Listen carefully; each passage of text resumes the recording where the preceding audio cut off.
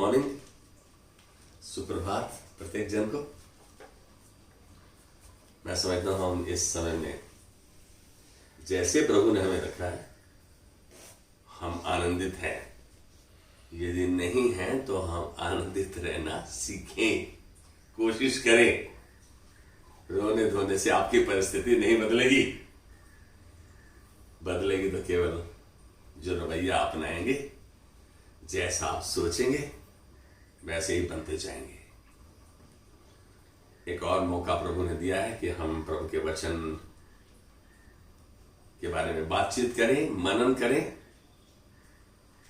और प्रभु से सामर्थ पाते हुए उस वचन पर चलने की कोशिश करें।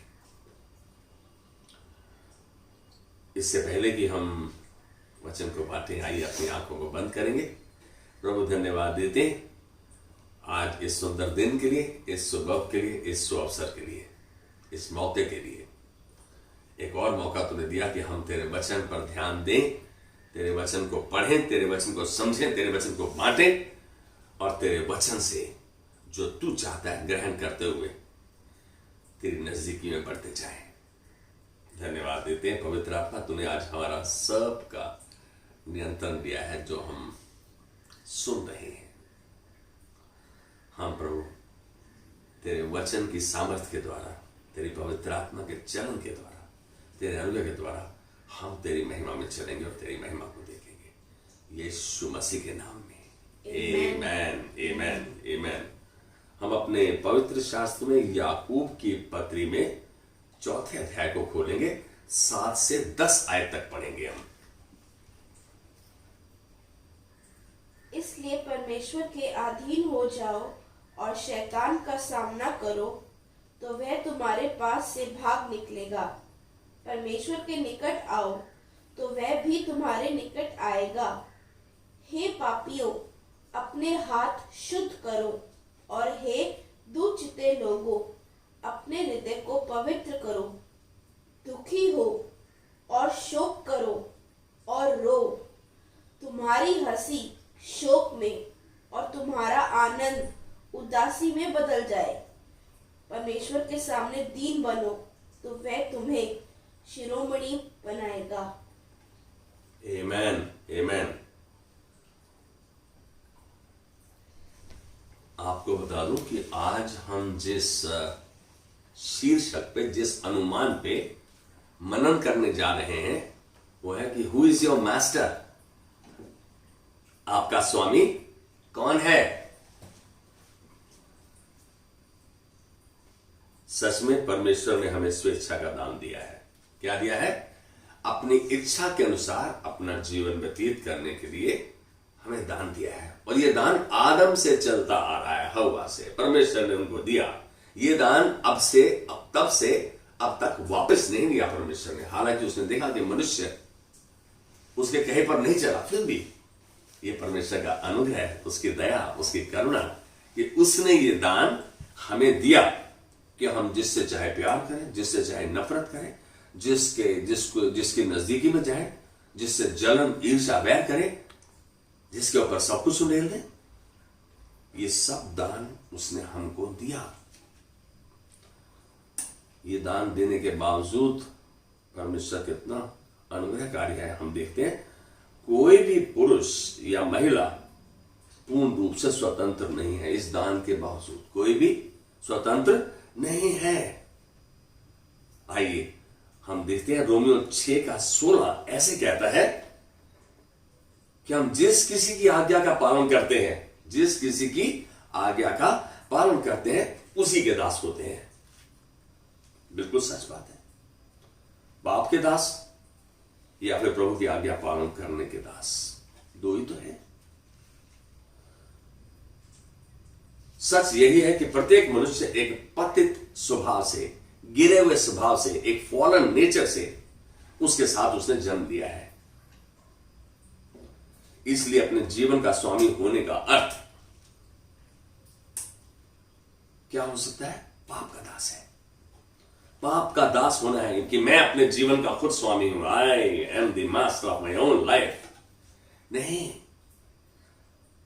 आप पाप के दास हैं यदि ऐसा कहते हैं तो हम इस बात को समझें। और पाप का दास होना एक हानिकारक परिस्थिति है, भयानक परिस्थिति, दर्दनाक परिस्थिति है। इसलिए परमेश्वर कहता है, वह चाहता है किससे? हमसे, कि हम उसके अधीन रहें, हम उसके अधीन रहे, उसके समर्पण में रहे। लेकिन सच तो यह है कि हमें समर्पण पसंद नहीं, और सच ये भी है कि समर्पण में ही अधिकार है, समर्पण में ही स्वतंत्रता है। किंतु हम अक्सर सोचते हैं कि यदि मैं परमेश्वर को नियंत्रण दे देता हूं तो मेरा नियंत्रण खत्म हो जाएगा, मेरा नियंत्रण खत्म हो जाएगा। मैं एक उदाहरण दे रहा हूं, पति पत्नी का। पत्नी पति को बोलती है कि आप अपनी तनख्वाह मेरे अकाउंट में डाल दो, तो पति सोचता है फिर मेरा कंट्रोल, मैं अपने पैसे कैसे खर्च करूंगा? और पति पत्नी को बोलता है कि तुम अपनी तनख्वाह मेरे खाते में डाल दो। तो हमको अपनी आजादी की पड़ी है कि मैं कैसे इस्तेमाल करूंगा। लेकिन यहां परमेश्वर एक दूसरे पति पत्नी के समर्पण की बात यहां नहीं कर रहा, यहां वो कह रहे कि मेरे प्रति समर्पित हो जाओ, परमेश्वर के अधीन रहे हम। और ये डरावना सा लगता है जब हम ऐसा करते हैं। तो मालूम है क्यों? परमेश्वर मुझे ऐसी जगह ले जा सकता है जहां मैं नहीं जाना चाहता। यदि मैं अपना संपूर्ण नियंत्रण उसके हाथ में दे देता हूं तो ऐसा लगता है परमेश्वर मुझे उसको वहां ले जाएगा जहां मैं नहीं जाना चाहता। हम देखते हैं कि योना परमेश्वर के द्वारा निर्धारित, उसके द्वारा अपॉइंटेड एक भविष्यवक्ता था। परमेश्वर ने योना को बोला, योना निन्यानवे में जा, मैं उन लोगों के पाप से खुश नहीं हूं, मैं बहुत दुखी हूं। जाओ योना, निन्यानवे जाओ और उनको सुसमाचार दो, नहीं तो उनको बतला दो कि मैं 40 दिन में उस शहर का सत्यानाश कर दूंगा। योना को मालूम नहीं क्या परेशानी थी, निन्यानवे नहीं जाना चाहता था कि वो लोगों को ये बतला दूंगा कि परमेश्वर तुम्हें मारने खत्म करने वाला है, इस देश को मुझे मार देंगे। भविष्यवक्ता होने के बावजूद उसने अपनी इच्छा को पूरा करना चाहा और वो तार्शीश के जहाज में बैठ गया।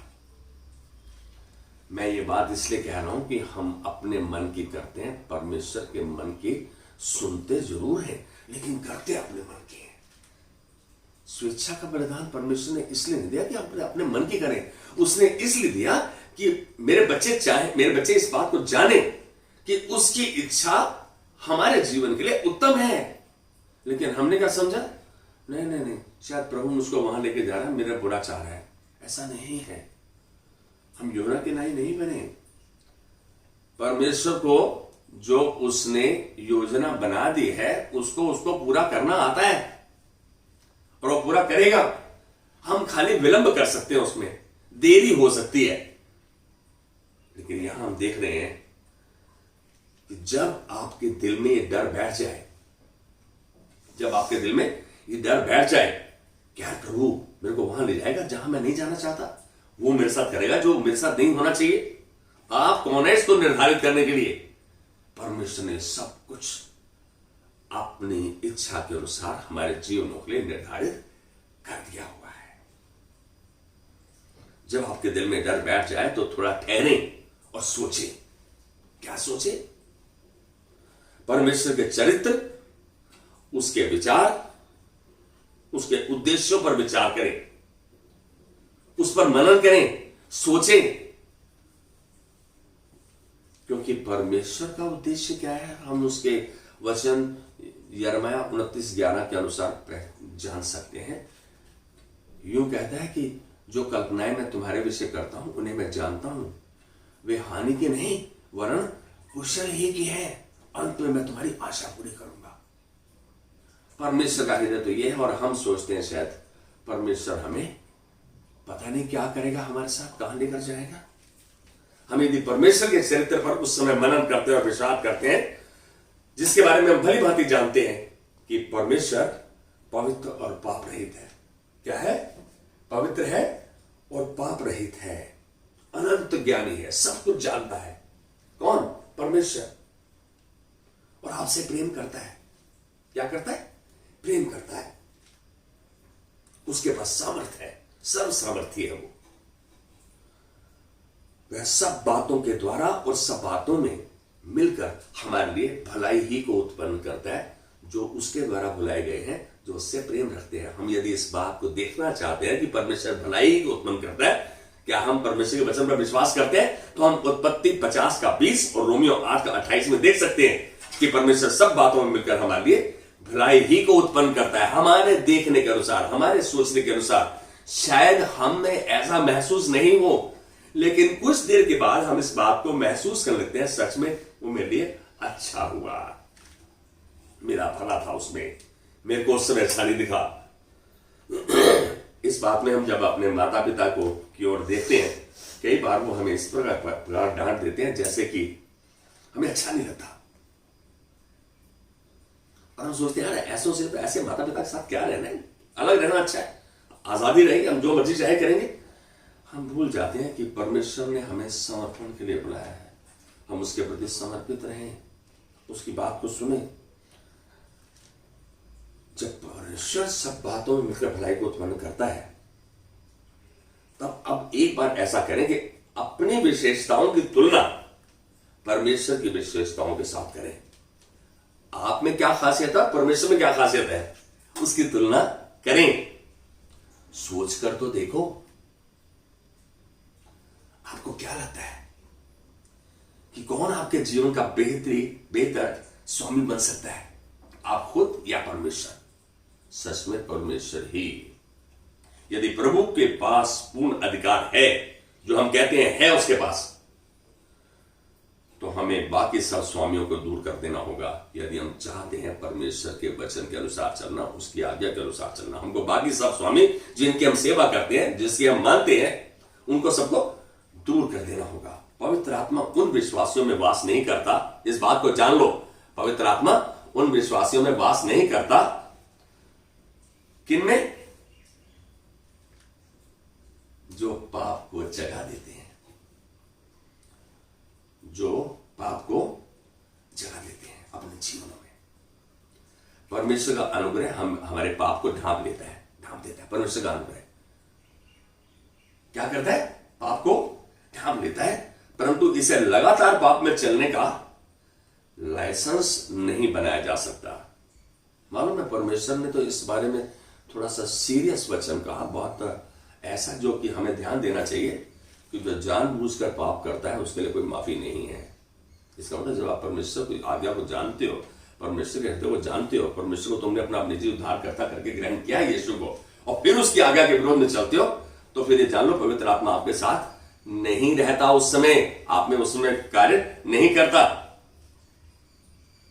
रोमियो 6 का 1 से 2 में यदि हम ध्यान से देखें, ऐसे कहता है, जब हम पाप करने के लिए हां करते हैं, जब हम पाप करने के लिए हां करते हैं, तो हम पवित्र आत्मा को दुखी, शोकित कर देते हैं। क्या करते हैं? दुखी कर देते हैं, शोकित। अब जो शोकित है आपसे, क्या वो आपके साथ है? क्या जो मेरे से दुखी है, जो मेरे से परेशान है, जो मेरे से शोकित है, वो मेरे से दूर रहेगा? यदि साथ भी खड़ा है तो कुछ नहीं करेगा। यही पवित्र आत्मा करता है। पवित्र आत्मा आपके अंदर है, लेकिन जब आप प्रभु की बात नहीं मानते हो, पाप का मार्ग अपनाते हैं, पाप करते हैं, तो आपकी बात नहीं सुनता। इसलिए हम कहेंगे कि इन सत्यों के कारण, इन सच्चाइयों के कारण समर्पण करने की बुलाहट, समर्पण करने की बुलाहट हम सबको निराश ना होने दे, हम सबको निराश ना होने दे। ये आशा की बात है, परमेश्वर की इच्छा को पूरा करने की बात है। सच तो यही है कि इस धरती पर रहते हुए हम में से कोई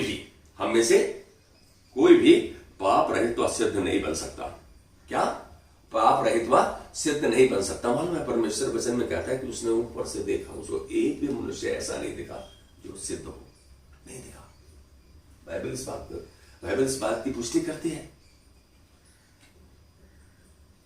तो यदि ऐसा है तो ये थोड़ा डरावना दिखता है। नहीं नहीं नहीं नहीं नहीं, मैं कहूंगा डरावना नहीं दिखता, लेकिन हर बार जब हम आज्ञाकारिता का एक कदम उठाते हैं, आज्ञाकारिता का एक कदम उठाते हैं, तो हमारे ऊपर पाप की पकड़ कम होने लगती है। पाप की पकड़ कम होने लगती है। अच्छा दिखता है जब पाप की पकड़ कम हो रही है, तो पाप हम पे हैवी नहीं हो रहा। विश्वास योग्यता व आज्ञाकारिता में आगे बढ़ते रहें। मैं उत्साहित कर रहा हूं, विश्वास योग्यता और आज्ञाकारिता में हम आगे बढ़ते रहें। अब जल्दी ही, बहुत जल्दी, अभी जल्दी तो परमेश्वर का समय, सबसे अद्भुत स्वामी की दास्ता की स्वतंत्रता में रहना शुरू कर देंगे। सबसे अद्भुत स्वामी की दास्ता की स्वतंत्रता में रहना शुरू कर देंगे। प्रश्न उठता है, कैसे और किसे अपना उदाहरण समझे, हम अपना रोल मॉडल समझे। हम सब जब भी किसी विश्वासी से पूछते हैं कि आपका रोल मॉडल, सब यही बोलते हैं यीशु मसीह मेरा रोल मॉडल है। झूठ बोलते हैं हम। सच में वो है, उससे अच्छा कोई भी उदाहरण नहीं है, उससे अच्छा रोल मॉडल कोई नहीं है। लेकिन आज हम उन चेलों में देखेंगे जिसमें हम देखते हैं कि वह चेले, एक चेला है, उसके ऊपर हम ध्यान देंगे। यदि हम प्रेरित पतरस को देखते हैं, किसको? प्रेरित पतरस को देखते हैं, वह एक साधारण व्यक्ति था, बिल्कुल तुम्हारी तरह, मेरी तरह, आपकी और हमारी तरह, जो एक असाधारण समय में रहता था। जब यीशु मसीह इस पृथ्वी पर आया और रहा, वो असाधारण समय था, साधारण समय नहीं था। It was an extraordinary period. यह वह पीढ़ी थी जब यीशु मसीह इस धरती पर चला फिरा और मानव जाति के उद्धार के लिए उसने अपनी जान दी, वह मारा गया। सच तो यही है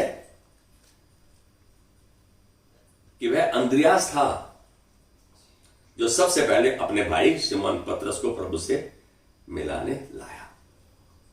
वही उसको मिलाने लाया था। हमको भी यीशु मसीह से मिलाने के लिए प्रभु ने किसी ना किसी को इस्तेमाल किया, चाहे वो हम कहें मीडिया हो, चाहे वो आदमी हो। और मैं समझता हूं कि पतरस बाद में कैसे महसूस करता था, लेकिन अंद्रियास था जो पतरस को प्रभु यीशु से मिलाने लाया। तो हम यहां देख रहे हैं कि जब वो मिलाने लाया, जब यीशु ने उन्हें चेले बनने के लिए बुलाया, किनको? अंद्रियास और पतरस को पहले, तो उन्होंने जो उनका बस्ती का व्यापार था, उन्होंने उसको छोड़ दिया और अपने आप को यीशु के अधिकार के तहत कर दिया। उसको अपना जो नियंत्रण था यीशु को दे दिया। हम इसको देखना चाहें तो हम मत्ती 4 के 18 से 20 में देख सकते हैं। पतरस धुन से भरा था। क्या था? धुन से भरा था, जील थी उसमें, हमेशा यीशु के निकट रहने की कोशिश में रहता था, हमेशा यीशु के पास रहता था। क्या हम में धुन है ये? एक बार देखें तो सही। हम तो अपनी सहूलत के साथ प्रभु के पास आते हैं, जब हमें ठीक लगता है तभी वो कार्य करते हैं। मालूम है, पतरस हमेशा यीशु के नजदीक रहता था, चाहे आसपास कुछ भी क्यों ना हो रहा हो। चाहे तूफान के समय पानी पर प्रभु यीशु से मिलना,